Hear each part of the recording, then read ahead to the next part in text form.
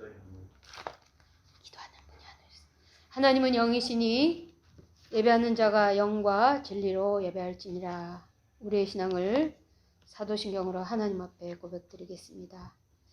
나는 전능하신 아버지 하나님 천지의 창조주를 믿습니다. 나는 그의 유일하신 아들 우리 주 예수 그리스도를 믿습니다. 그는 성령으로 잉태되어 동정녀 마리아에게서 나시고 본디오 빌라도에게 고난을 받아 십자가에 못 박혀 죽으시고 장사된 지 사흘 만에 죽은 자 가운데서 다시 살아나셨으며 하늘에 오르셔 전능하신 아버지 하나님 우편에 앉아 계시다가 거기로부터 살아있는 자와 죽은 자를 심판하러 오십니다. 나는 성령을 믿으며 거룩한 공교회와 성도의 교제와 죄를 용서받는 것과 몸의 부활과 영생을 믿습니다. 아멘. 40장 찬양드립니다.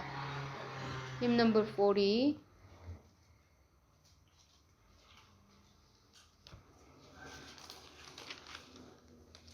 찬송으로 보답할 수 없는 큰 사랑 주님께 영광 할렐루야. 형제자매 모두 함께 모여 찬송해 주님께 영광 할렐루야. 하나님의 자녀여 크게 찬송 부르며 밝고 거룩한 길로 기쁨으로 나아가 주의 보좌 앞으로 속히 들어가겠네. 주님께 영광 할렐루야. 우리 받은 주님 은혜 한량 없도다. 주님께 영광 할렐루야. 기쁜 찬송 부르면서 천국 가겠네. 주님께 영광 할렐루야. 하나님의 자녀여 크게 찬송 부르며 밝고 거룩한 길로 기쁨으로 나아가 주의 보좌 앞으로 속히 들어가겠네. 주님께 영광 할렐루야. 잠시 후에 우리 모두 주를 보겠네. 주님께 영광 할렐루야. 영광스런 보좌 위에 거룩하신 주 주님께 영광 할렐루야. 하나님의 자녀여 크게 찬송 부르며 밝고 거룩한 길로 기쁨으로 나아가 주의 보좌 앞으로 속히 들어가겠네. 주님께 영광 할렐루야. 만국 백성 천국에서 소리 높여서 주님께 영광 할렐루야. 영원토록 주의 공로 찬양하겠네. 주님께 영광 할렐루야. 하나님의 자녀요 크게 찬송 부르며 밝고 거룩한 길로 기쁨으로 나아가 주의 보좌 앞으로 속히 들어가겠네. 주님께 영광 할렐루야.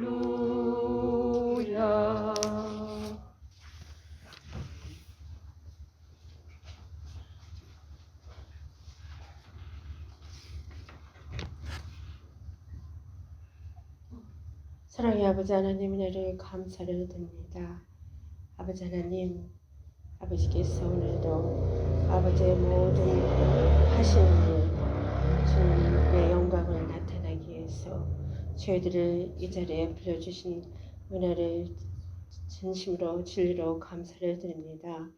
아버지 하나님 인도하여 주옵소서.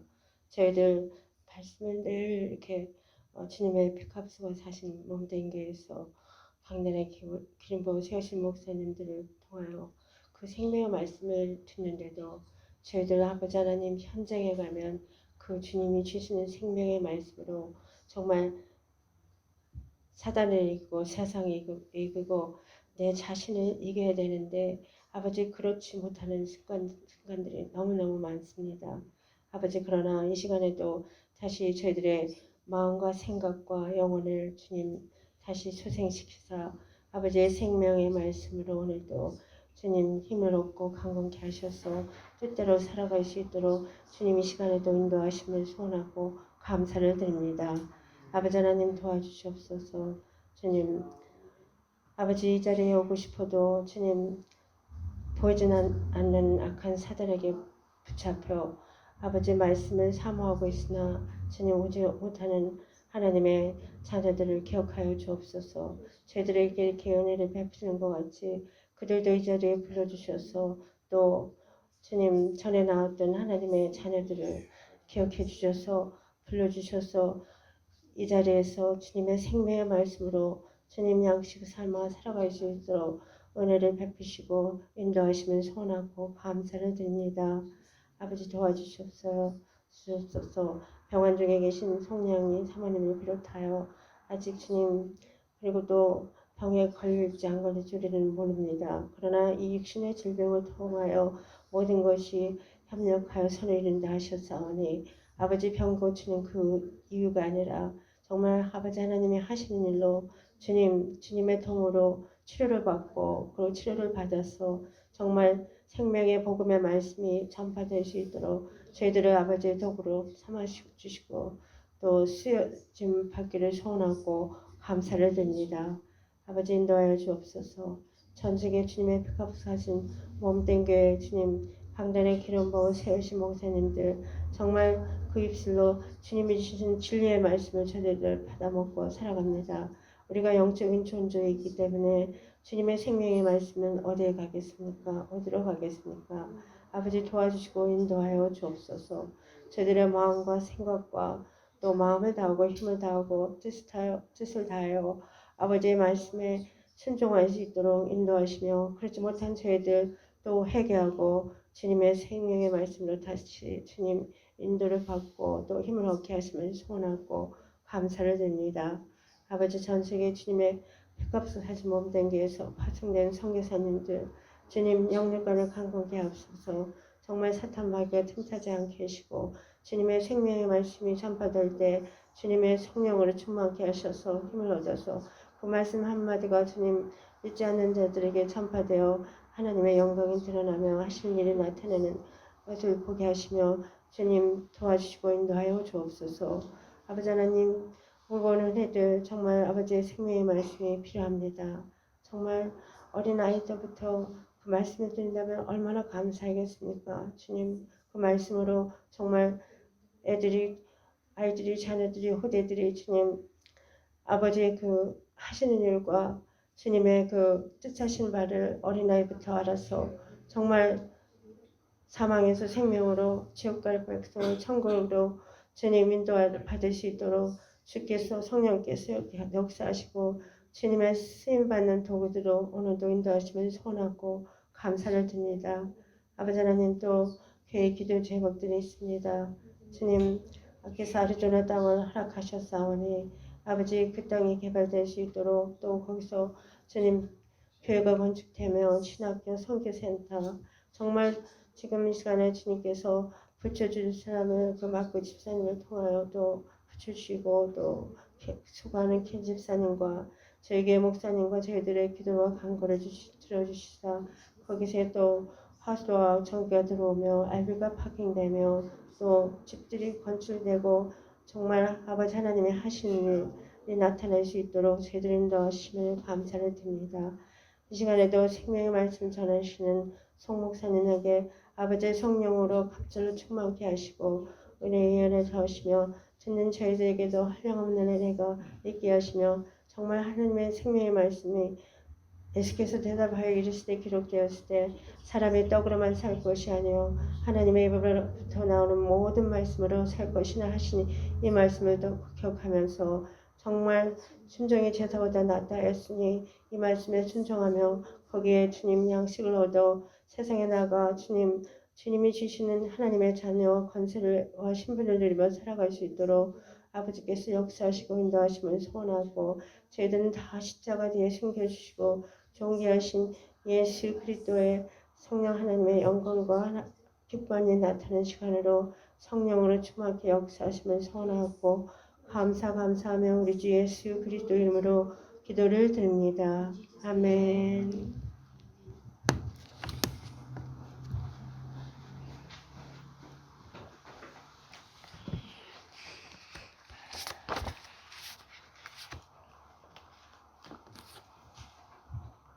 수요 예배에 함께 은혜 받으실 하나님 말씀은 학개서 보겠습니다. 학개서 구약 성경 학개 2장 1311페이지입니다. 1311, 12페이지 그렇습니다. 15절부터 2장 15절부터 19절까지 보겠습니다.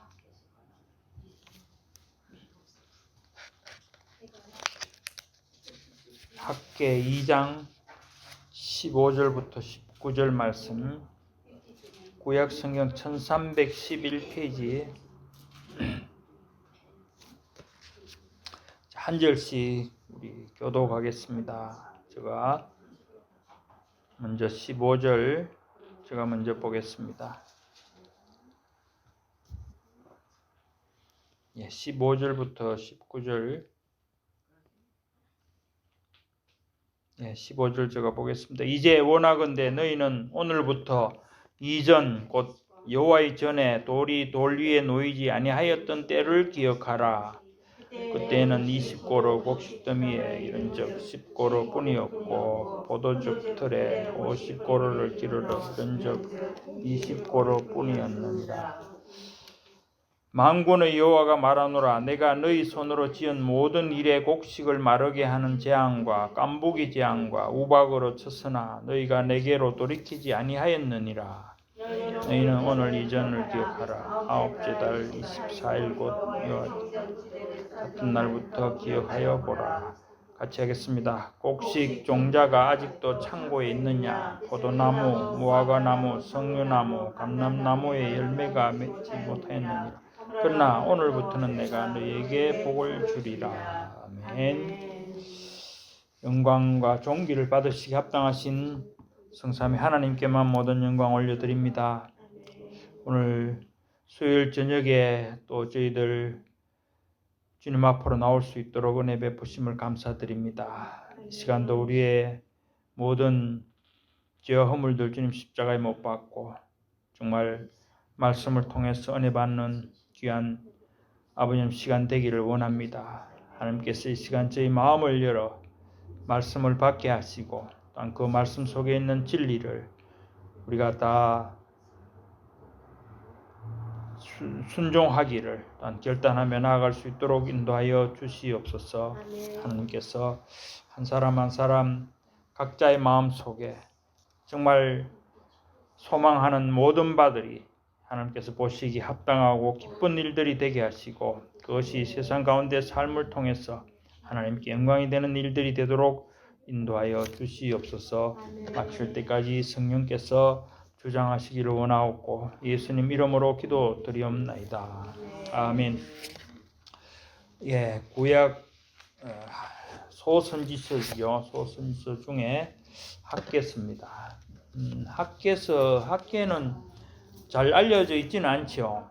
성경에 잘 알려져 있지는 않은데 학개는 에스라서에 보면은 에스라와 또 선지자 스가랴 이렇게 5장 1절에 하고 6장 15절 16절 거기 나옵니다.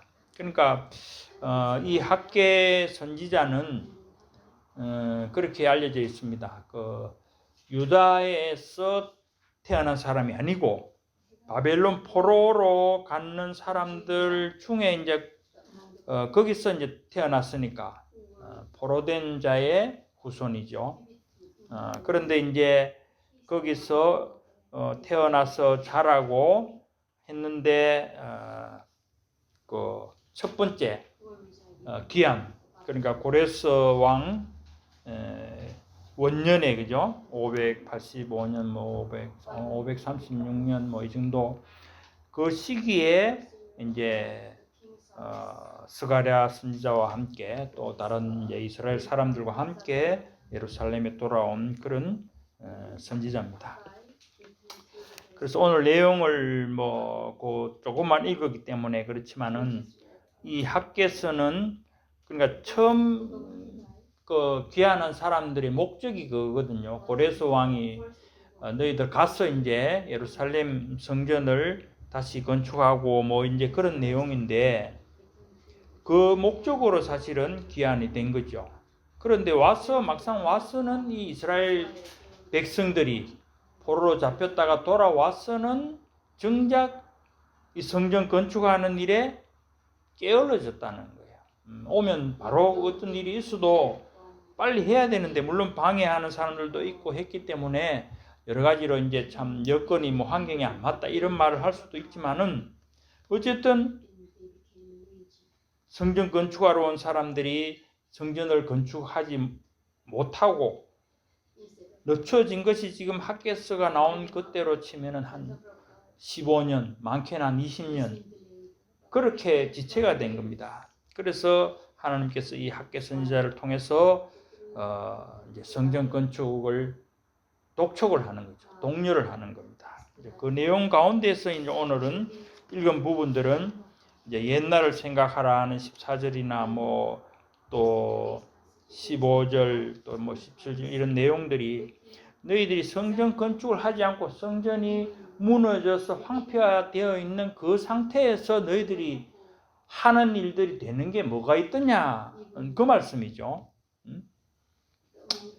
그러니까 15절은 돌 위에 성전 전에 돌 위에 놓이지 아니하였던 때, 이건 완전히 성전이 황폐화되어 있고 아직 지어지지 못하는 그런 때라는 거죠. 그때는 16절에 20고루 곡식더미 이런 적 10고루뿐이고 포도즙틀에 50고루를 기르는 적 20고루뿐이라. 그러니까 그때는 성전이 그런 상태에서 너희들이 뭐 농사를 짓고 해도 이렇게 절반밖에 수확을 못 거둔다 이 말입니다.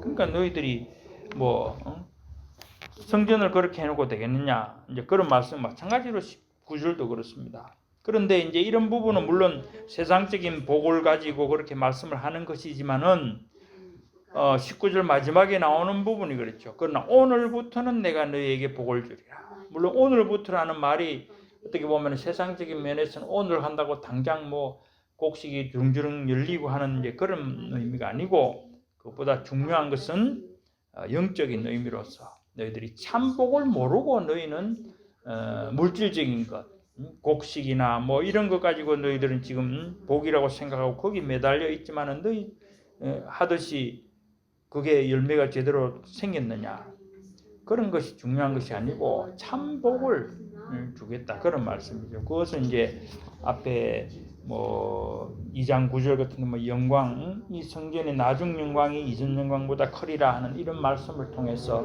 장차 오실 메시아 예수 그리스도를 이제 말씀하고 있는 그런 내용이기도 합니다. 그래서 어쨌든 오늘부터는 내가 너희에게 복을 주리라. 이제 하나님께서 학개서 선지자를 통해서 이렇게 선포를 하시는 이유가 뭘까? 여기 이제 그러나라는 말이 그렇습니다. 그러나라는 게 너희가 내가 지금 오늘부터는 복을 주려고 하는데, 그러나는 말은 앞에, 그러니까 그 전에는 너희들이 이렇게 잘못했다는 그 말씀을 하고 있는 거죠.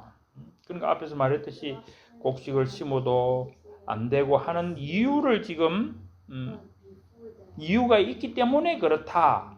그러나 이제 오늘부터는 하겠다. 그런 말씀이죠. 그러니까 그 이유를 사실은 우리가 알아야 된다는 거예요. 왜 복을, 물론 영적 참된 복으로서 영적 축복, 우리가 받을 천국에서의 복, 그거는 당연히 나중에 받을 거니까 하는 이런 의미가 아니고, 물질적인 복을 통해서, 구약 시대는 특히 그렇잖아요. 물질적인 복을 통해서 그것이 어떤 의미에서는 영적인 축복과 연결되는 것이지만은, 착각을 해서 물질적 복만으로서 영적 복이 당연히 주어지는 것으로 그렇게 생각하면 안 된다는 그런 의미가 거기는 담겨 있는 거죠. 자, 그래서 오늘 이제 우리가 이 말씀 전체적으로 학교에서 1장, 2장을 이제 거의 통해서 우리가 봐야 되는 그런 사실 내용입니다. 그래야만이 하나님께서 왜 그러니까 이스라엘 백성들이 왜 이렇게 복을 못 받았느냐, 그리고 하나님께서는 어떻게 하면은 그 복을 받을 수 있도록 하시느냐, 이제 이런 부분들을 오늘 이제 우리가 함께 생각을 해보자는 겁니다. 그래서 우리가 사실 세상에 살면서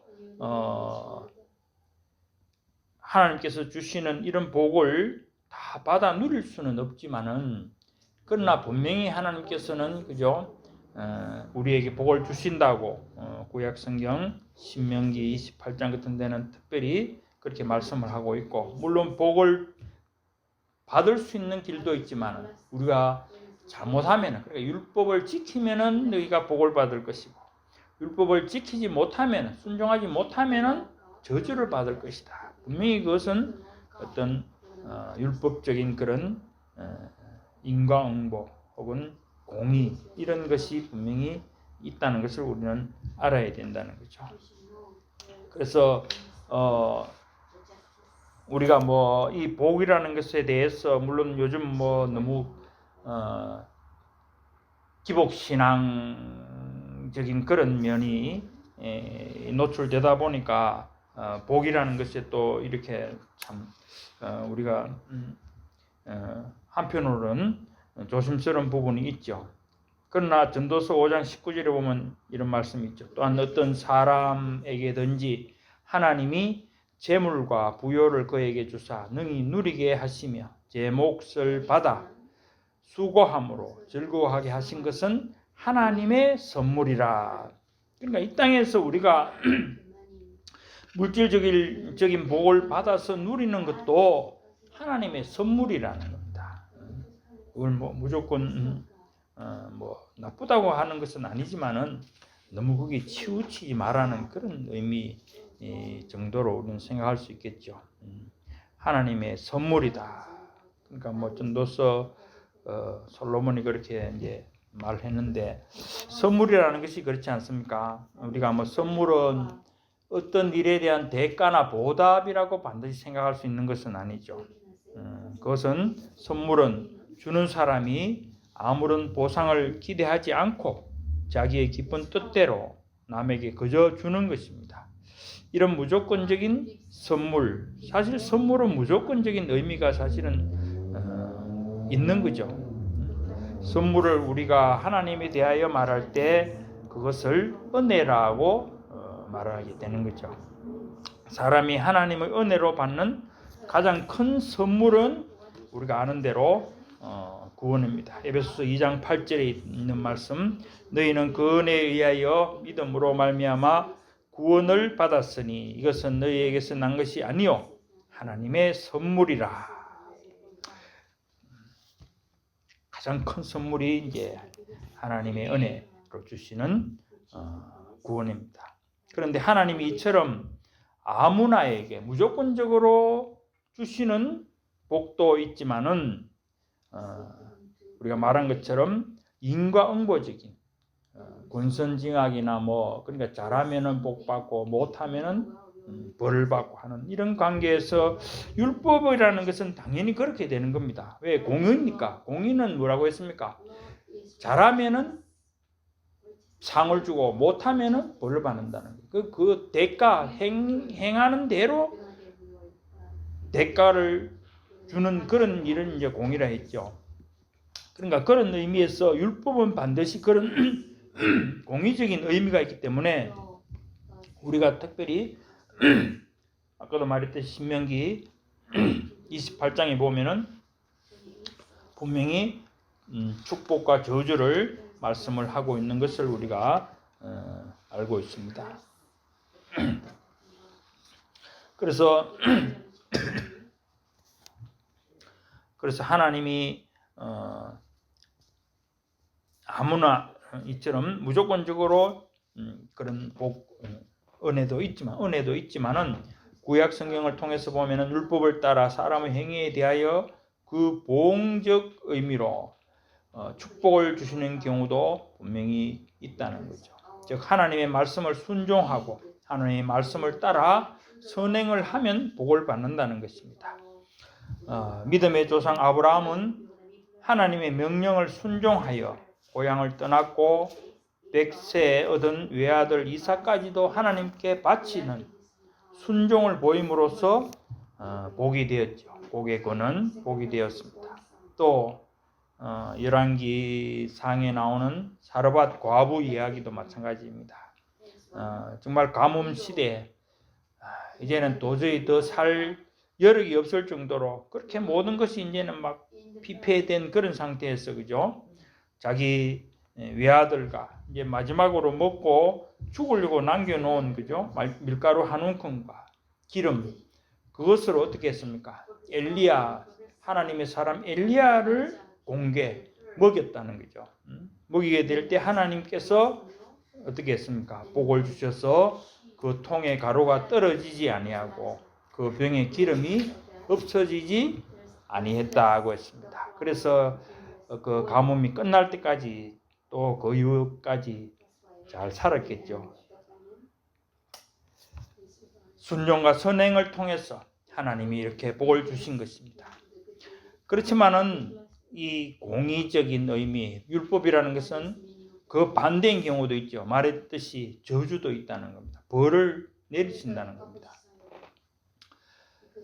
그런데 사람의 행위가 불순종과 제약에 빠질 때는 하나님께서 특히 구약시대는 그런 경우가 많죠. 즉각적으로 벌을 내리시는 경우가 있었다는 겁니다. 사울왕이 그렇죠. 사울왕이 제사장만이 드리는 제사를 드린 그런 것 때문에 그죠? 그리고 또 아말렉을 치라고 할 때 사람들 진멸하라고 했는데도 그렇게 하지 않았죠. 사람과 육축을 진멸하라. 하나도 남김없이 다 죽이라고 했는데도 그죠? 그 하나님의 명령을 거역하고 그 아말렉 쪽의 왕 아각을 살리고 또 가축들 중에 좋은 것만 골라서 남겨놨죠. 그것은 다 사람의 욕심입니다.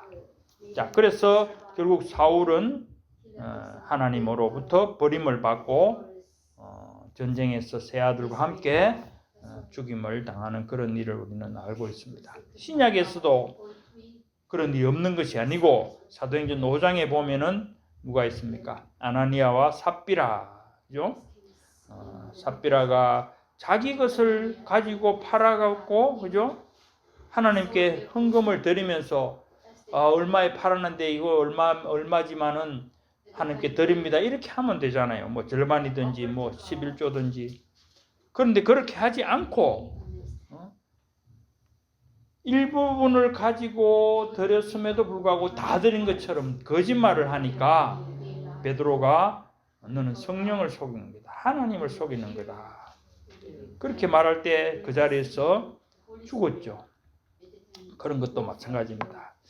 그래서 이렇게 볼 때 복에 대하여 우리가 생각해야 할 중요한 것은 모든 일이, 인간의 일이, 세상의 일이 하나님의 뜻 가운데 있고 하나님의 깊으신 뜻대로, 즉 예정에 따라 되어 간다는 것입니다. 물론 뭐 복 받고 뭐 또 벌 받고 하는 것이 하나님의 뜻만 생각하고 그러면 뭐 우리는 뭐 어떻게 해야 되는 거냐? 그런 의미가 아니고 일반 은총 아래에서 그렇죠. 자연 법칙을 사실은 따라가는 거죠. 일반 은총 아래에서 그 말은 쉽게 말하면은 콩 심은 데 콩 나고 파 심은 데 파 나듯이 열심히 노력하면은 부자가 될 수 있고 뭐 그런 의미가 있는 거죠. 그것을 거슬러서 뭐 일 안 해도 하나님이 부자 되게 해주시고 뭐 일 열심히 하고 차가 많이 했는데도 막 하나님 마음에 따라 막 벌을 주시고 그런 의미는 아니라는 겁니다. 기본적으로는 우리 일반 은혜 아래서 자연 법칙을 따르는 그 순리가 있다는 거죠. 그렇지만은 어쨌든 궁극적으로는 그 모든 것이 하나님의 예정과 뜻에 있고 그렇기 때문에 우리가 착하게 산다고 해서 이 땅에서 반드시 잘 산다고 생각할 수도 없고 또 믿지 않는다고 해서 또 뭐 반드시 이 땅에서 잘 못 살게 된다고 그렇게 말할 수도 없다는 겁니다. 모든 것은 하나님의 뜻 가운데서 우리는 일반 은혜 안에서 해야 될 그런 마음으로 살아야 된다는 거죠. 자, 그러면서도 이제 우리가 아까 말했던 분명히 하나님께서는 신명기 28장을 통해서 그것을 율법적으로 말씀을 해주시고 있고 우리는 그것을 따라서 온전히 순종하며 사는 그런 삶을 살아야 된다는 겁니다. 그리고 이제 우리가 이런 복을 사실은 물질적인 복을 가지고 그것을 진정한 참된 복으로 생각해서는 안 된다는 거죠. 우리가 그러니까 이게 뭐 참 복과 저주에 대해서 단적으로 뭐 이렇다고 말하기는 어렵지만은 기본적으로는 그렇다는 거죠. 우리가 이 땅에서 받는 이 복은 아까 말했듯이 일반 은총 아래서 자연 법칙을 따르는 그것을 기본적으로는 생각해야 되지만은 때로는 우리가 생각지 못한 어려움을 겪을 수도 있고 정말 열심히 했는데도 고난을 당하는 이런 일들이 있을 때 우리는 어떻게 해야 되느냐? 그런 경우에는 이제 하나님의 뜻을 물론 생각해야 되고 또 우리는 이 땅에서 받는 그런 물질적 복이 다가 아니고 그것보다도 더 나은, 그죠? 더 나은 영적인 복, 즉 우리가 하나님 나라에서 천국에서 받을 그 복을 참으로 반드시 받게 될 것이라는 그런 소망으로 우리는 살아야 된다는 겁니다. 그래서 우리 믿는 사람들이 이 땅에서 인간적인 복을 받아 누리지 못하고 심지어는 믿음 때문에 예수 믿는 것 때문에 고통스러운 죽음에 이른다고 하더라도 성도들은 이 땅에서 누리지 못하는 영생 복락을 하나님 나라에서 더 큰 상급으로 받게 될 것임을 굳게 믿어야 하는 것입니다. 시편 37편 7절부터 9절까지 보면은 여호와 앞에 잠잠하고 참고 기다리라. 자기 길이 형통하며 악한 꾀를 이루는 자 때문에 불평하지 말지어다. 분을 거치고 노를 버리며 불평하지 말라. 오히려 악을 만들 뿐이라. 진실로 악을 행하는 자들은 끊어질 것이나 여호와를 소망하는 자들은 땅을 차지하리로다 라고 하지 않았습니까? 이 땅에서는 악인들이 더 잘 되는 것처럼 보이기도 하고 그렇죠. 또 의인들이 우리 믿는 사람들이 또 어려움에 처하는 그런 것을 볼 때 불평하지 말라는 겁니다. 왜 그러냐? 땅을 차지한다고 했습니다. 그러니까 천국이 우리 것이라는 거죠. 그런 소망 가운데 우리는 모든 것을 하나님께 맡기면 된다는 그런 의미가 되기도 합니다. 자, 그래서 오늘 본문 19절에 나오듯이 그러나 오늘부터는 내가 너에게 복을 주리라. 그죠? 이것은 이 학개 선지자는 지금으로부터 한 2500년 전에 사람입니다. 그럼 2500년 뭐 정도니까 이미 바벨론 포로에서 돌아온 사람이니까 2500년 그렇죠. 그때 아까 그랬죠. 우리 오늘 본문 읽은 것은 520년경으로 보니까 그렇습니다. 그래서 오늘부터는 내가 너에게 복을 주리라 하신 그 말씀이 2500년 전에 이스라엘 백성에게 한 말이지만은 역시 오늘 현재 우리에게도 그러한 복을 주시기를 하나님은 분명히 이 말씀을 통해서 우리에게도 말씀을 하고 계신다고 믿습니다. 본문에서 오늘처럼 복을 주실 것이라, 오늘부터 복을 주실 것이라는 말씀 속에는 지금까지 이스라엘 백성들이 물질적 복, 세상적 복을 받지 못했다는 것을 말하는 것이 아닙니다. 아까 말했듯이 그러나라는 말씀에서 우리가 생각해야 하는 것은 이스라엘 백성들이 물질적인 복을 참 복인 것처럼 잘못 생각하고 있다는 겁니다. 참 복이 아닌데 그것을 참 복이라고 생각했다는 거죠. 오늘날도 마찬가지죠. 복을 받아서 잘 살면은 마치 구원을 얻었어, 하나님이 복을 주신다고 생각하는 이제 그런 사람들도 있죠. 성도들도 있습니다. 그래서 뭐 어떤 참 방법으로든지 잘 살면은, 그리고 교회에 가서 막 헌금 많이 하면은 그것이 구원받은 표시인 것처럼 그렇게 생각하는 경우가 있는데 그것은 잘못됐다는 거죠. 그것은 어떻게 보면은 뒤집어진 세상을, 그죠? 뒤집어진 세상을 비행기 조종사들이, 특히 전투기 조종사들이 어떻게 됩니까? 이게 빙빙 돌면서 이런 훈련도 하는데 전투 비행을 하게 되는데 그러다가 까딱 잘못하면 하늘과 땅을 구분을 못하는 거예요. 어지러울 때도 있고 뭐 순간적으로 하늘이 땅처럼 보이고 땅이 하늘처럼 보이고 그렇게 되면 어떻게 됩니까? 그 사람은 죽는 거죠. 땅인데 하늘인 줄 알고 상승하는 어떤 그런 레벨을 건드린다면 곤두박질 치고 죽게 되는 겁니다. 지금도 아마 세상은 그렇습니다. 이 천당과 지옥이라는 이 개념이 이 땅에서 잘 사는 것이 천당으로 가는 것처럼 생각하기 때문에 계속 그 길로 가는 거죠.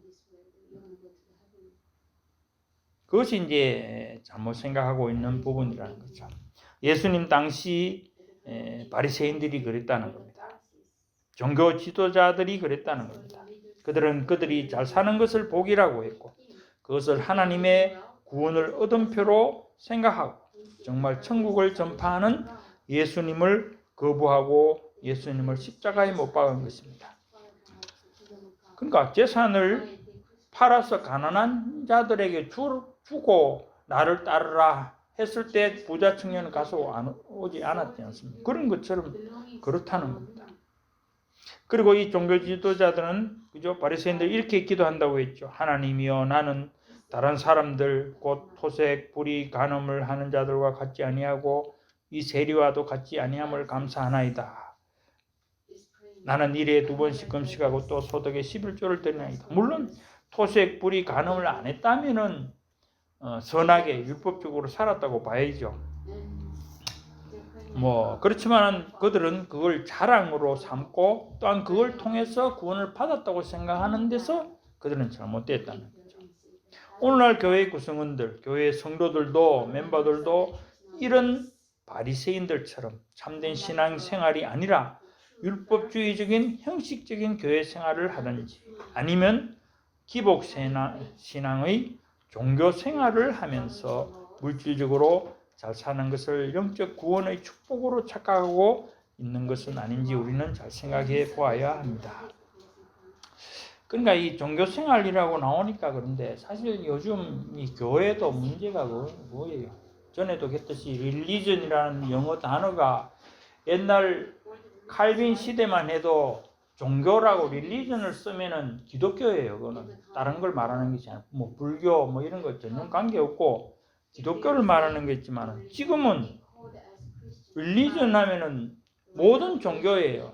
불교도 religion이고 뭐 기독교도 자기들 볼 때는 기독교도 그 religion 중에 들어가는 거고 로마 카톨릭도 그렇고 뭐 이슬람도 그렇고 그 힌두교도 그렇고 다 religion. 그러니까 이게 요즘 세상엔 신학교도 그런다잖아요. 과 이름이 옛날 같으면은 theology 신학과가 있어야 되는데 요즘에는 religion department 이렇게 되는 거예요. 종교학과가 되는 거예요. 종교학과는 사회학의 한 분야라고 볼 수 있는 거예요. 그건 뭐냐면 사람의 현상, 사람의 삶의 현상. 그리고 사람이 종교 현상 뭐냐 이걸 연구하는 거예요. 안 그러면은 뭐 사회 분야는 워낙 넓기 때문에 그런데 그러니까 그렇게 생각하니까 종교라는 건 뭡니까? 이 구원하고는 아무 상관없어요. 아무 상관없고 종교라는 것은 쉽게 말하면 기복이죠. 빌고, 그죠? 복을 빌고 또 복을 받으려고 하고 또 그걸 통해서 뭐 선행을 함으로써 자기 만족을 갖고 이런 걸 또 자기 뭐 평안 뭐 또 요즘에는 뭐 치유 이런 걸 이루는 것을 종교라고 한다는 거예요. 그러니까 그거는 그 넘어 있는 거 구원 뭐 이런 거 영생 뭐 이런 거는 거의 생각을 안 하죠. 그러니까 이 종교학이라는 것은 여러 가지 종교를 연구하는 거잖아요. 거기서 공통 분모를 찾는 거예요. 그러니까 이슬람과 뭐 힌두교와 뭐 불교와 그 현상들을 다 연구해서 추려보니까 종교라는 것은 복을 빌고 뭐 이렇게 하는 거다. 그러니까 이게 WCC 될 수밖에 없는 거예요. 그래서 이 기독교도 이제 자꾸 그런데 물이 드니까 세속화된다는 게 그 말이에요. 결국 종교화되는 거예요. 종교화. 신앙으로 우리가 믿음으로 구원을 받는다는 그것이 아니고 그냥 종교화되니까 그냥 교회 가서 좋은 소리 듣고 또 착한 일을 하고 뭐 착하게 살면은 내 마음이 수양이 되고 복도 오고 뭐 편안해진다. 기독교도 자꾸 걸어가는 거예요. 이게 전부 이제 그러니까 지금 전부 뭐 죄라든지 뭐 천국 지옥 이거 뭐 다른 데서 말 안 하는 거 자꾸 말하지 마라. 그래서 말 안 하는 거예요. 그럼 똑같아지는 거죠. 그러니까 그렇잖아요. 교회 다니다가 나간 사람들은 어디 갑니까? 절에 가고, 그죠? 뭐 성당에 가고, 또 뭐 이슬람 찾아가고, 그게 똑같다는 거예요. 종교라는 거예요. 여기보다는 여기가 난 편하다. 그건 종교가 같은 종교라고 보니까, 다 종교라고 보니까 편하게 다니는 종교 찾아다니는 거예요. 그러니까 구원이 없죠. 교회 진짜 중생되고 구원을 받은 사람은 그죠? 천국, 지옥 그걸 아는 사람 아닙니까? 그러면은 나갈 수가 없죠. 떠나갈 수가 없는 겁니다. 불교에 가서 뭐 지옥, 천국 갈 거라고 그건 아니거든요. 자, 요즘 세상이 그렇습니다. 그런데도 한국에도 그렇지만은 또 뭐가 있는지 저도 뭐 요즘 정확하게 모르지만은 또 안 그렇다고 또 주장하는 사람들이 또 있는 것 같아요. 한국의 흐름도. 어쨌든 그렇습니다. 종교 생활을 하는 것. 그러니까 바리새인들도 그런 종교 생활을 했다는 거죠. 종교 지도자들이. 예수님 당시도 그렇고 이때에도 그렇고 물론 뭐 이스라엘 백성들이 뭐 거의 뭐 애굽에서 나올 때부터 사실은 그죠? 계속적으로 하나님 여호와 하나님을 그것만으로 만족하지 못하고 자꾸 이것저것 그죠? 기울이면서 좋은 것을 자꾸 더 보태고 그렇게 해야만이 잘 되고 복되는 줄 알고 그렇게 하는 게 그게 전부 종교 생활입니다, 사실은. 자, 그렇습니다. 그래서 세리들은 바리새인과 다르게 기도를 했죠. 추악한 자신의 죄를 깨닫고 감히 눈을 들어 하늘을 쳐다보지도 못하고 다만 가슴을 치며 하나님이여 불쌍히 여기소서 나는 죄인이로소이다 라고 고백했다는 거죠. 그러니까 이 종교 생활을 하면은 이런 회개가 나오겠습니까? 죄가 고백이 안 됩니다. 자기가 잘 살면은 착하다고 생각하고 착한 일 했는데 내가 뭐 무슨 죄가 있냐? 나는 그래도 뭐 벌 받을 짓은 안 했다. 교회에 있으면서도 그런다고요. 나는 벌 받을 짓은 안 했다. 그러니까 회개할 것이 없다는 말이에요. 그러니까 그것이 이제 종교 현상에, 종교 생활에 빠져 있는 사람들이죠. 자, 하나님이 오늘 말씀을 통해 주고자 하시는 참복이 무엇인지 우리가 함께 깨달으면 좋겠습니다. 하나님은 참된 복을 주시기 전에 먼저 이스라엘 백성들이 잘못된 신앙생활을 지적해 주십니다. 그러니까 아까 말했듯이 그러나 앞에 너희들이 이렇게 잘못했지만은 그러나 오늘부터는 복을 주겠다. 참복을 주겠다. 그러니까 그러나가 이제 뭐냐는 거죠. 그러나가 어떤 생활이냐. 물론 뭐 우리 다 뭐 아까 말했듯이 형식적인 뭐 그런 신앙생활, 율법주의적인 신앙생활 뭐 이런 걸 말할 수 있는데 그래도 구체적으로 우리가 생각을 해볼 때 첫째로는 학개서 1장 2절 후반절에 나오는 말씀 이 백성이 말하기를 여호와의 전을 건축할 시기가 이르지 아니하였다 하느니라. 자, 아까 말했잖아요. 뭐 에레미야에 따르면은 이제 포로로 갔다가 70년 만에 돌아온다는 말인데 그거는 결국 이제 성전 건축이 70년 만에 될 것이다. 뭐 그런 의미로 받을 수 있는 말이죠. 그런데 지금 이스라엘 백성들이 와서 그 말을 한다는 겁니다. 아직 때가 아니다. 성전 지을 때가 아니다. 모르죠. 예레미야 말을 따라서 뭐 70년이라고 계산을 했는지 몰라도 근데 사실은 이게 갈 때도 한 번에 간 것이 아니고 북이스라엘부터 쭉 따지면 몇 번씩 갔거든요. 포로로 잡혀갈 때도 그랬고 돌아올 때도 그죠? 처음 올 때가 이 학개 스가랴 오면 왔고 그다음에 에스라 하고 느헤미야 오고 이렇게 3회에 걸쳐서 왔는데 뭐 이래저래 계산하면은 80년도 될 수도 있고 60년도 될 수도 있는 거예요. 근데 그것이 문제가 아니고 이 사람들이 짓기 싫다는 거예요. 그 말이에요. 물론 뭐 방해하는 사람들도 있어서 기가 꺾여서 못낸 부분도 있지만은 지금은 아직 건축할 시기가 이르지 않았다. 아직 때가 안 됐다. 그렇게 말한다는 겁니다. 자, 이것은 뭐냐? 바로 신앙적 게으름이라는 거 따져보면 신앙적 게으름. 우리 이 게으름이란 말이 뭐 여기 성경에는 잘 안 나오는데 예, 저는 그런 생각이 듭니다. 이게 무슨 말이냐 하면은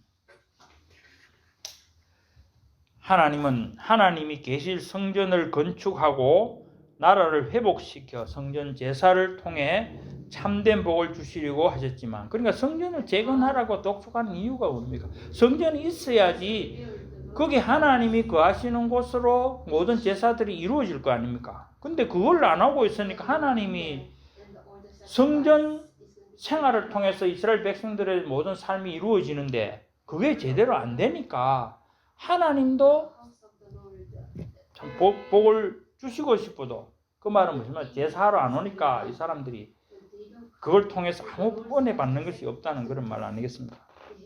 그러니까 하나님이 복을 주시려 해도 복을 주실 수가 없다는 거죠. 자, 이 말은 무슨 말이냐? 사실 교회 생활에서도 그렇습니다. 봉사할 때 봉사하고, 그죠? 감사할 때 감사하고, 따져보면 이제 직분자로 세울 때 직분 받고 해야 되는데 뭐라고 합니까? 저는 아직 때가 안 됐어요.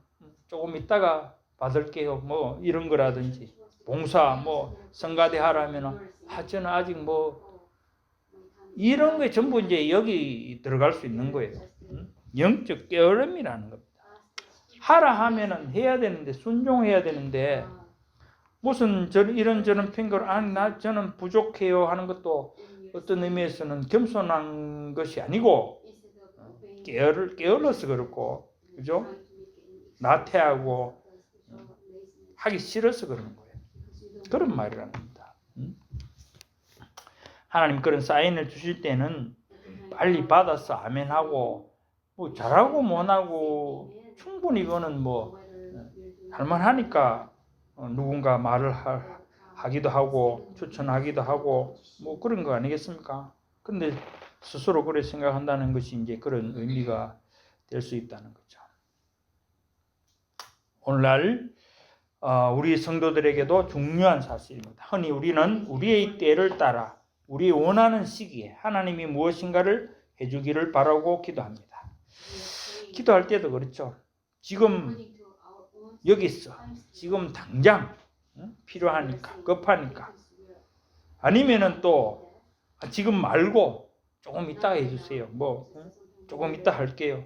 이런 모든 것들이 인간 자신의 그죠? 생각대로 하나님을 맞추어 가려는 그런 의미에서 모든 것이 잘못됐다는 겁니다. 자기 중심이죠. 하나님 중심이 아니고 교회 중심이 아니고.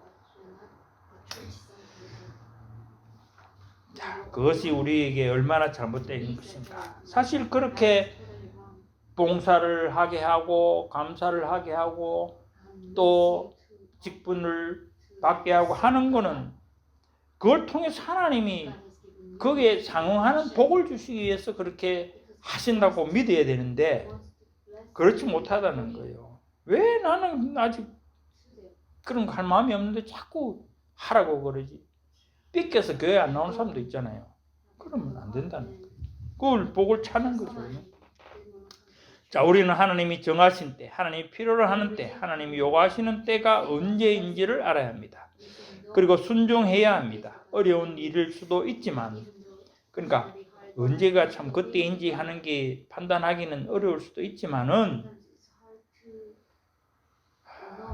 교회나 어쨌든 그런 음성이 하나님의 음성이라고 말할 수 있는 그런 것들이 분명히 있거든요. 그런 때를 놓치면 안 된다는 겁니다.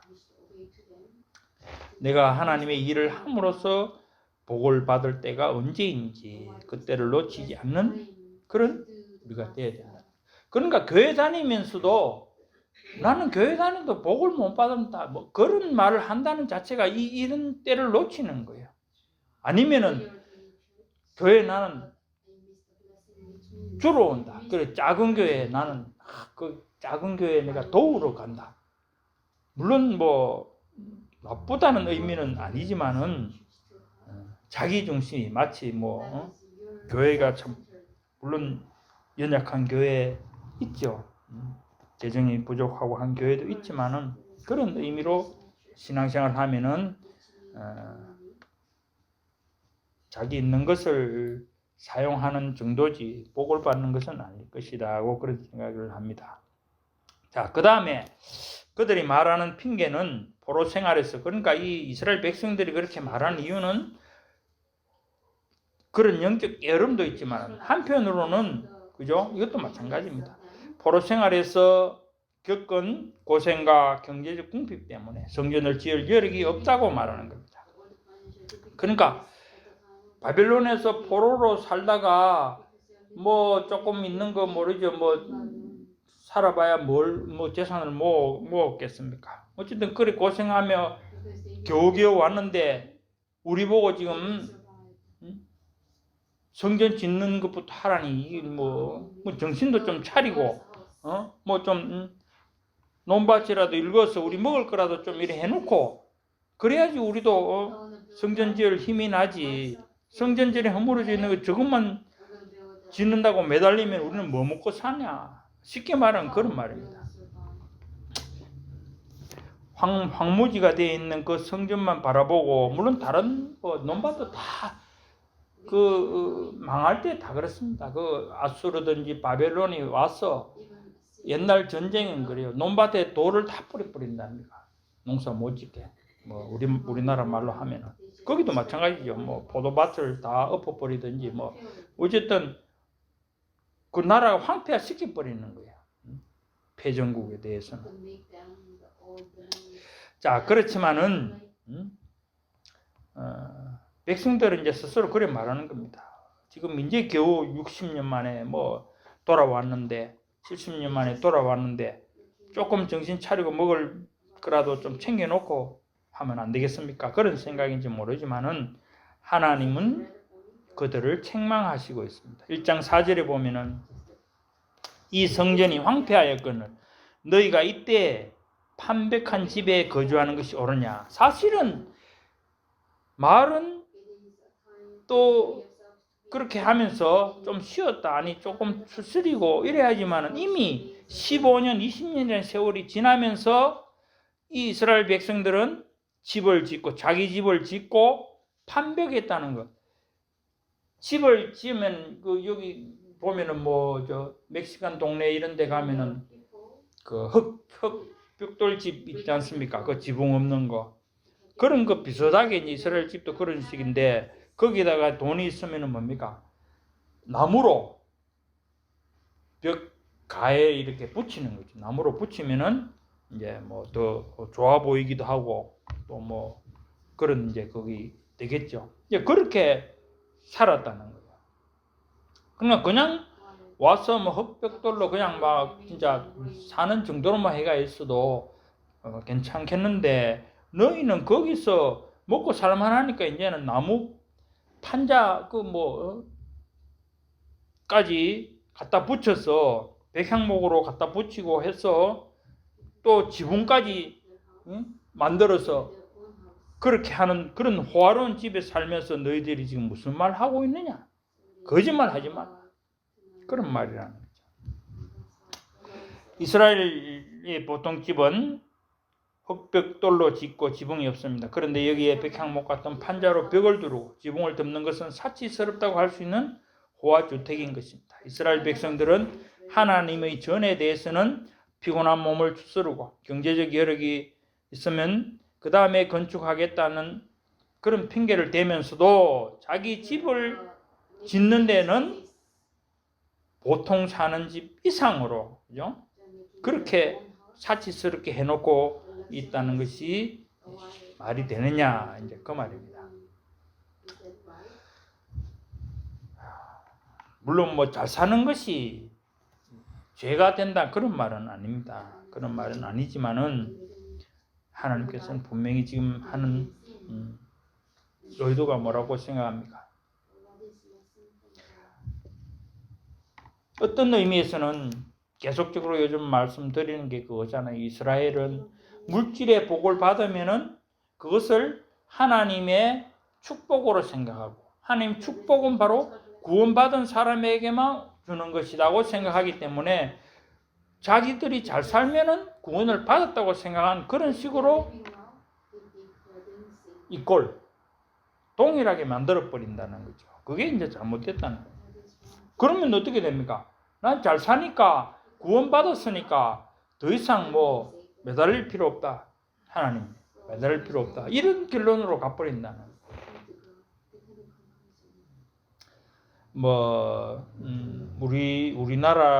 우리나라 쪽으로 생각하면 이 구원파적인 그런 생각들이 자꾸 들어오니까 구원받았으니까 이제는 사는 거 열심히 해갖고 돈 버리고 잘 살아야지. 그게 또 축복이니까 하고 이래 가는 거하고 이제 비슷한 거죠.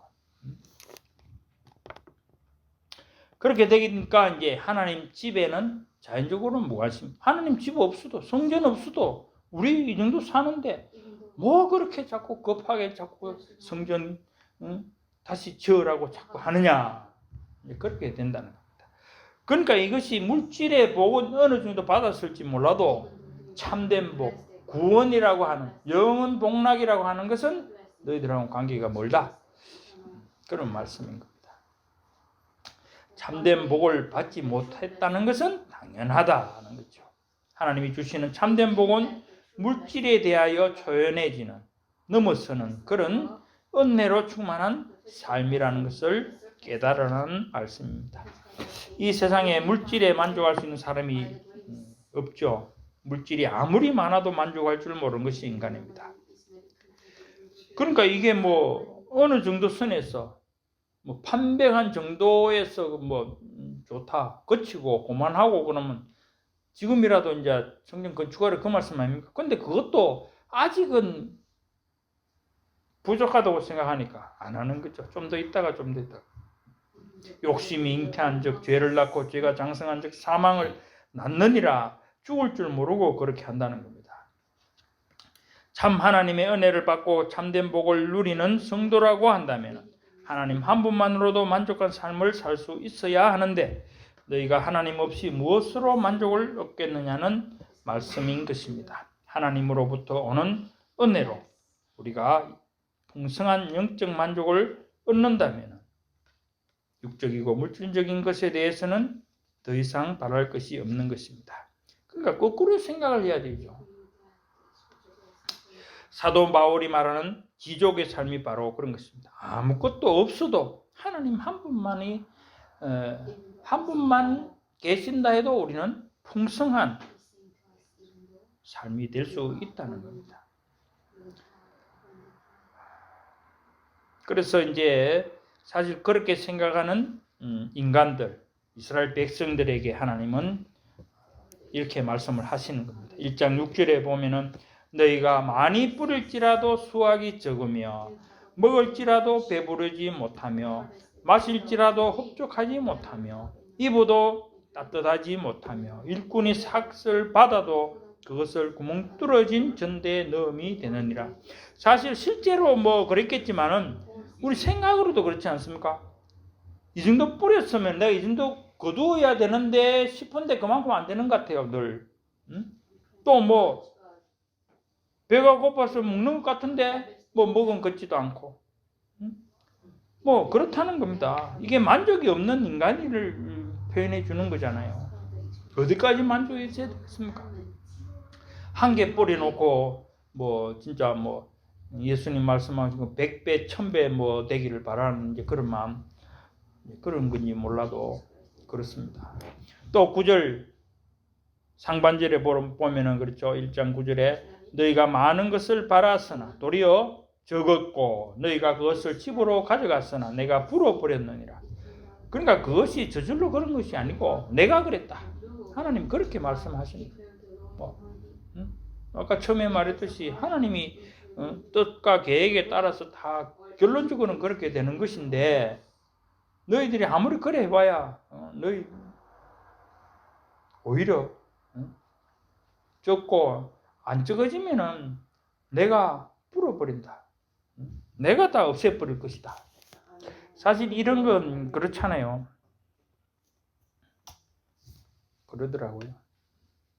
하나님 복을 받으려면은 내 걸 미리 다 던져버려라. 그렇게 말씀하신 목사님도 계시더라고요. 내 것이 있다고 생각하면 그거 아까워서 뭐 일 못한다는 거죠. 차라리 막 아니면 하나님 일 시키려면은 또 그렇게 시킨다는 거. 내 걸로 채워줄 테니까 넌 너 거라고 생각하는 다 빼앗아 갖고 없애버린다. 자 그런 겁니다. 내가 다 버려버렸나니라. 너희가 잘될 것을 바라고 일을 했지만 얻는 것은 적고 그것조차도 집에 가져오면은 하나님이 그것을 바람에 날리는 겨처럼 없애버렸다는 것입니다. 하나님의 뜻과 상관없이 너희가 임의대로 살려고 하는데 어떻게 만족을 얻고 풍성함을 누리겠느냐 하는 말씀인 것입니다. 그리고 9절 하반절에 보면 이것이 무슨 까닭이냐. 내 집은 황폐하였으되 너희는 각각 자기의 집을 짓기 위하여 빨랐습니다. 그러니까 아까 판백한 집에 산다는 그 말이잖아요. 내 집, 성전은 이렇게 황폐된 채로 지금 70년이 지나 너희들이 와서도 지금 15년이 넘어 이렇게 이대로 있는데 너희들은 오자마자 너희 집을 짓고 이렇게 빠르게 너희 집을 다 지은 이게 지금 말이 되느냐 그런 말씀 아닙니까? 그러니까 이것이 뭡니까? 삶의 우선순위가 잘못됐다는 거죠. 우리 알듯이 뭐 미국의 청교도 첫 번째 한 게 뭐라 했습니까? 교회 짓는 거라고 하지 않았습니까? 이스라엘 백성들은 뭐 옛날 사람이라 그런가 그걸 몰랐다는 거죠. 안 했다는 거죠. 게으름이라는 겁니다. 자, 마지막에 이제 세 번째로 잘못된 것이 뭐냐? 그들은 결국 하나님의 말씀에 대한 불순종과 형식적인 신앙생활이었다는 거죠. 그러나 첫째는 영적 게으름이지만은 두 번째는 성전 회복이고 또 세 번째는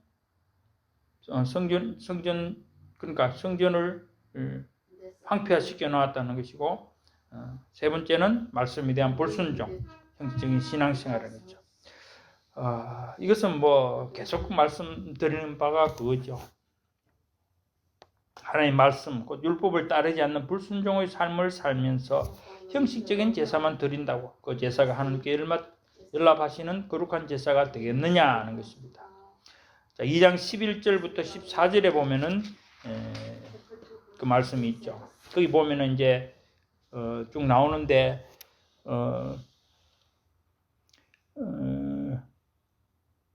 13절에 보면 학개가 이르되 시체를 만져서 부정하여진 자가 만일 그것들 가운데 하나를 만지면 그것이 부정하겠느냐 하니 제사장들이 대답하여 이르되 부정하리라.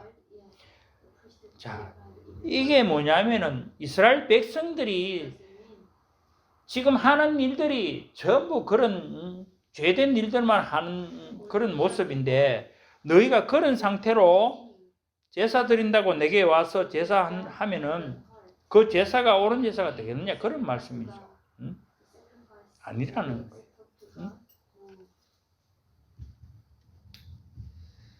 그러니까 늘 이스라엘 백성들에게 하나님께서 늘 하시는 말씀 가운데 하나가 바로 이런 말씀이죠. 너희들이 지금 그 죄를 범하고 세상 가운데서 죄를 범하고 부정하게 된 그런 상태로 거룩한 하나님의 성전에 나온다고 거룩한 백성이 되겠느냐. 또 신령과 진정은 간 것 없이 형식적인 예배만 드린다고 그것이 참된 예배가 되겠느냐. 그런 말이죠. 그러니까 예배를 회복해야 된다. 이 말씀입니다. 엿새 동안 세상에 나가서 세상 은혜는 다 잊어버리고 하나님의 말씀은 선반 위에 올려놓고 세상 사람들과 똑같이 살다가 주일날 어떻게 합니까? 성경 내려서 먼지 후 털고 이렇게 오면은 그게 제 예배가 옳은 예배 되느냐? 그 말씀하는 겁니다. 그래서 2장 17절에 보면은 만군의 여호와가 말하노라 내가 너희 손으로 지은 모든 일에 곡식을 마르게 하는 재앙과 깐복이 재앙과 우박으로 쳤으나 너희가 내게로 돌아오지 아니하였느니라. 지금 그 성전 그러니까 파괴 전에 그죠? 또 성전이 파괴되고 그 이 귀한 이 사람들을 그 사이에도 그렇고 너희들이 왔어도 지금 19절 상반전에 그렇거든요. 19절 상반전에도 18절부터인데 오늘 이전을 기억하라. 아홉째 달 이제 이거는 이제 와서 날짜를 지금 성전 그 일은 시작해놓고 그걸 완성하지 못하고 지금 지난 세월이 지금 한참 됐다는 그런 의미 18절의 그 말씀인데 곡식 종자가 아직도 창고에 있느냐 19절 상반절이죠. 포도나무, 무화과나무, 석류나무, 감람나무의 열매가 맺지 못하였느니라. 그러니까 아무리 너희들이 지금 뭐 자꾸 너희 자신을 위해서 물질적인 그런 것들을 추구하지만은 안 된다는 말씀입니다. 안 된다. 예배가 회복되지 않은 상태에서 너희가 지금 그렇게 해봐야 그것이 옳게 이루어지지 못한다는 거죠. 영과 진리 예배를 드리지 못하고 삶에 있어서 거룩한 산제물로 하나님의 말씀을 따라 살지 않는다면 그 삶은 복이 아니라 오히려 하나님의 이름을 더럽히고 그 영광을 가리는 것이 되고 실제 삶에서도 아무 소득과 열매도 없는 헛된 삶이 될 수밖에 없다는 것입니다. 그러니까 이것이 꼭 물질적으로 우리가 그것이 아니고 아까도 말했듯이 영적인 축복, 그죠? 참된 복과 우리 반드시 연계를 지으면서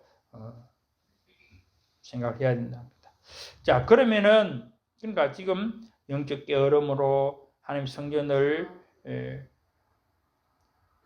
회복시키지 못했고 또 말씀에 순종하지 못했다. 세 가지입니다. 그럼 참된 복을 받을 수 있는 방법은 뭐냐? 물론 그 반대라고 생각할 수 있겠죠. 그것을 또 보면은 첫째로 문제는 성전을 건축해야 한다. 성전을 회복시켜야 된다. 그 말입니다. 그것이 바로 우리 성도들의 삶의 우선순위의 문제라고. 성전을 회복시킨다는 것이 물론 교회마다 교회당을 짓고 교회당을 마련한다 그런 의미도 되겠지만은 자신 안에 그죠? 하나님이 계실 어떤 성전으로서의 모양을 갖추는 것도 그 의미 속에 들어간다고 생각합니다.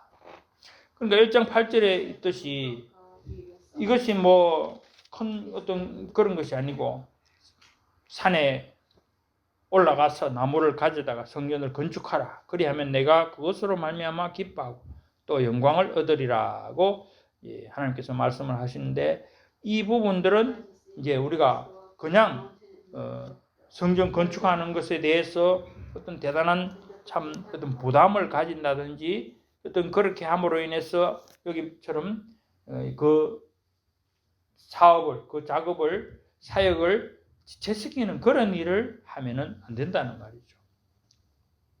그래서 이것은 어떻게 보면 우리의 신앙생활의 우선순위, 삶의 우선순위에 있어서 아까 말했던 처럼 미국의 청교도들이 처음 와서 교회를 먼저 진 그런 것처럼, 그죠? 또 마태복음 6장 33절의 말씀처럼 너희는 먼저 하나님의 나라와 그의 의를 구하라. 그리하면 이 모든 것을 너희에게 더하시리라. 삶의 우선순위에서 우리의 육적 문제보다 영적 문제를 먼저 구하는 그것이 하나님께서 우리에게 거저 주신 은혜라고 하는 선물이지만 우리의 가난하고 애통한 심령을 위해 반드시 필요한 것임을 우리는 확실히 믿고 붙잡아야 된다는 거죠. 자, 그 다음에 두 번째로는 시간이 많이 갔네요. 좀 늦게 좀 시작해서 그렇고. 두 번째로는 복을 받기 위해서 하나님의 말씀을 순종하고 하나님을 경외하는 삶을 살아야 한다. 그러니까 아까 잘못된 그 신앙생활을 반대로 생각하면 되겠죠. 그래서 말씀을 반드시 지키고 순종한다. 사실은 그래서 1장 12절에 백성들이 그죠? 학계의 말을 듣고 또 여호와를 경외했다는 그런 표현이 나옵니다. 그 다음에 세 번째로는 하나님의 약속을 온전히 믿어야 된다. 하나님의 언약 관계에 우리가 있는 것을 분명히 믿는다. 하나님이 어떻게 하시겠다. 그러니까 말씀이죠. 말씀에 있는 내용들을 우리는 분명히 믿고 또 그렇게 하실 것, 하나님의 주권을 인정을 해야 된다는 겁니다. 그렇게 할 때 하나님께서는 너희와 함께 할 것이라는 그런 답을 주시는 것입니다.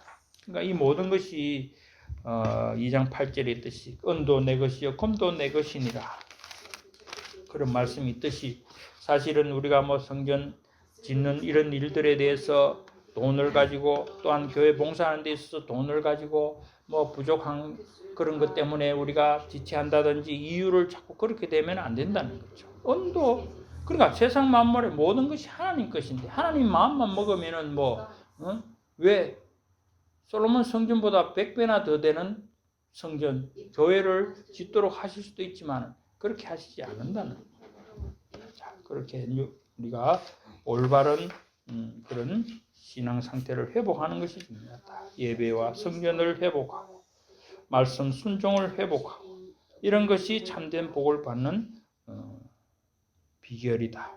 그렇게 생각을 해야 된다는 겁니다.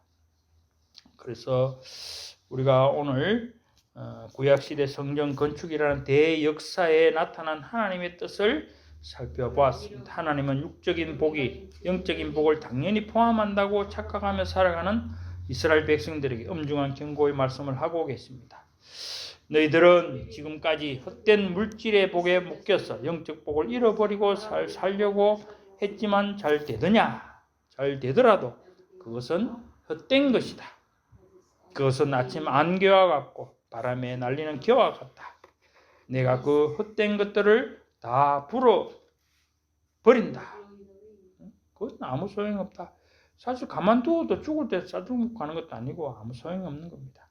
그러나 너희가 정신을 차리고 삶의 우선순위를 바로 하고 하나님의 나라와 그 의를 먼저 구한다면 그것이 너에게 예비된 참된 복이 될 것이다.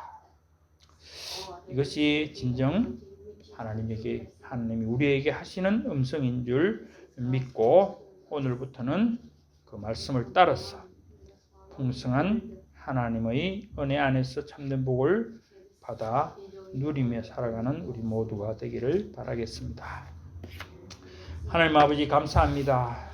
오늘 학개서를 통해서 물론 2500년 전에 이스라엘에서 있었던 일이지만 오늘날 살아가는 저희도 정말 물질에 매이고 또한 세상 것들로 인해서 종교가 되어 하나님에게 복받기만을 바라는 그런 잘못된 신앙이 아니라 오직 하나님의 나라와 그 의를 먼저 구하는 저희들이 되게 하시고 또한 하나님의 말씀, 하나님 주신 이 귀한 말씀을 온전히 순종하며 그 말씀대로 삶으로 말미암아 이 세상에 누리지 못하는 영원한 참된 복을 받아 누리는 저희들이 될 수 있도록 은혜를 베풀어 주옵소서. 하나님께서 참으로 원하시는 바가 그것인 것을 다시 한번 확인하고 하나님 앞에 고백하며 하나님께서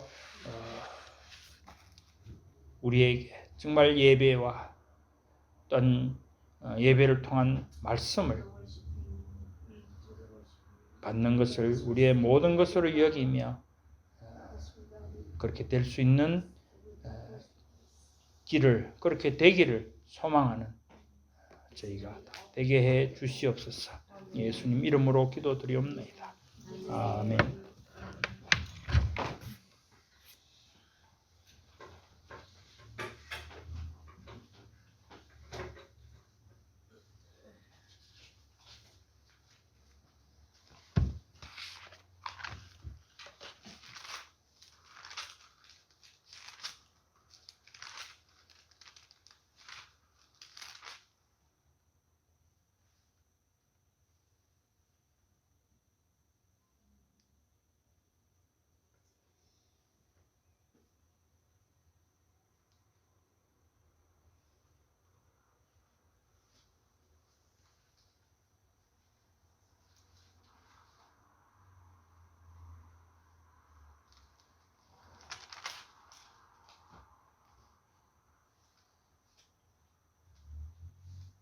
(368장) 찬양 드립니다.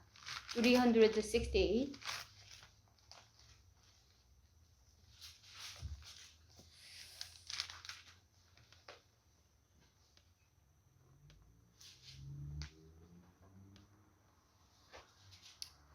주 예수여 은혜를 내려주사 충만케 하옵소서. 잊으리고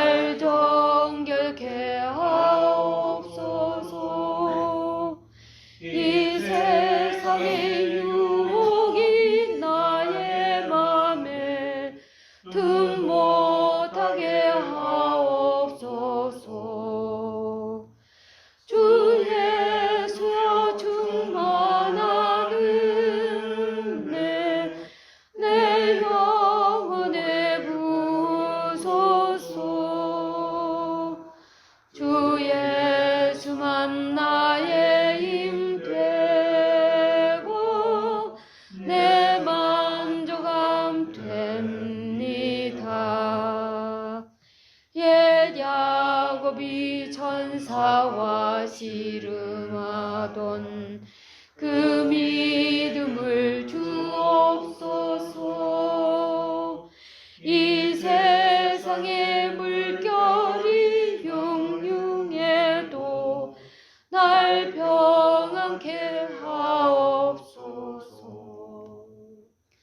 주 예수여 충만한 은혜 내 영혼에 부소서.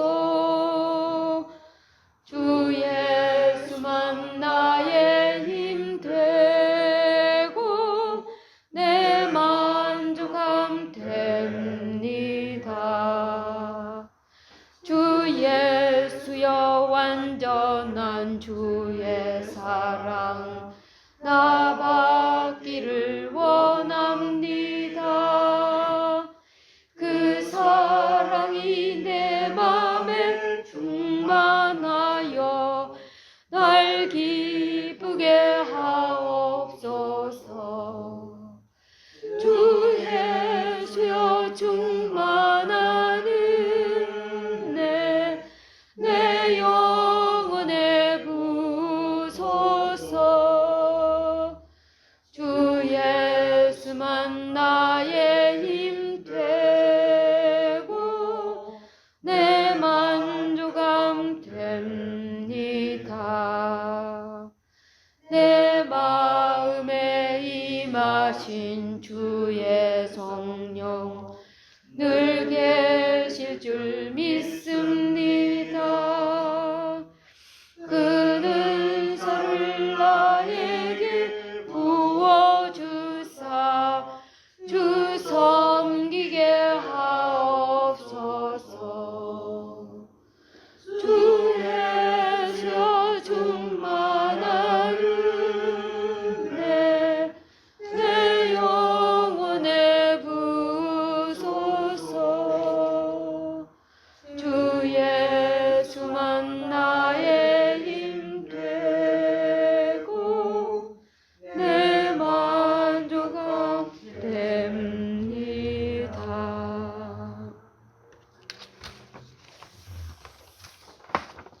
이번 주 하나님께서 주신 말씀 시온의 대를 가는 영광 그리스도의 신문과 권세 그리고 요한복음 강해 말씀과 오늘 말씀 주셨습니다. The glory of the walking in the highway of Zion, the statues and authority of the Christians, the exposition of John and today's word was given. 90일 성경 통독 읽기가 계속되고 있습니다. 우리 다 함께 주보를 펴시고 주보를 보시면서 함께 기도드리시겠습니다.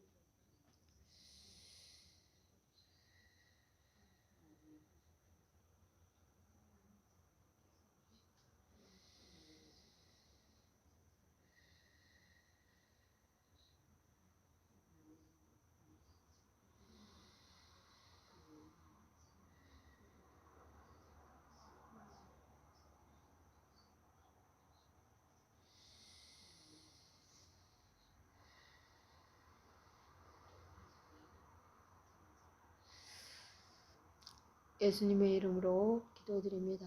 아멘. 목사님 축도하심으로 수요일 예배 하겠습니다.